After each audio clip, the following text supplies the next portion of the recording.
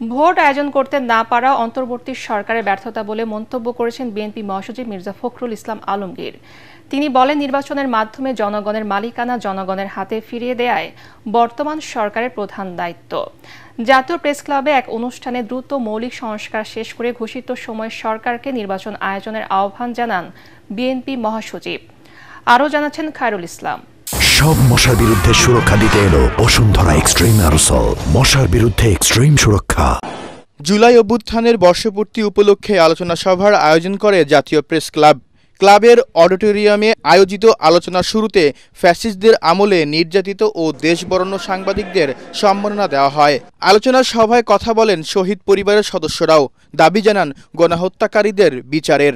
সভায় বিএনপি স্থায়ী কমিটির সদস্য ডাক্তার AZM জাহিদ হোসেন বলেন, যে কেউ ইচ্ছে হলেই সড়ক অবরোধ ও মব সৃষ্টি করছে, কোনো ক্ষেত্রেই সরকারের নিয়ন্ত্রণ নেই বলে দাবি করেন তিনি। সিনিয়র মানুষ, রাজনৈতিক দলগুলোর পরস্পর বিরোধী বক্তব্যকে স্বাভাবিক উল্লেখ করে বিএনপির মহাসচিব বলেন, তবে তা অতিরিক্ত মাত্রায় হলে তিক্ততা বাড়বে। 5 তারিখের অভ্যুত্থানের পরে 7 কি 8 তারিখে আমরা একটা সভা করেছিলাম পল্টনের সামনে, আমাদের পল্টন মিডিয়ার সামনে। সেখানে আমি 3 মাসের মধ্যে নির্বাচন দাবি করেছিলাম।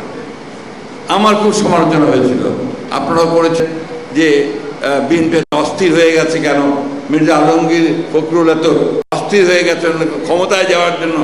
তখন কথাটা ছিল যে ক্ষমতায় যাওয়ার জন্য। আসলে এখন আপনারাই বলছেন যে ব্যাপারটা ক্ষমতায় যাওয়ার জন্য নয়, ব্যাপারটা যে যার শক্তি, যার ক্ষমতা, যার মালিকানা, তার হাতে ক্ষমতা ফিরিয়ে দিতে হবে।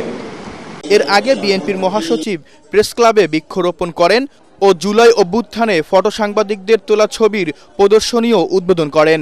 খায়রুল ইসলাম, ATN বাংলা, ঢাকা।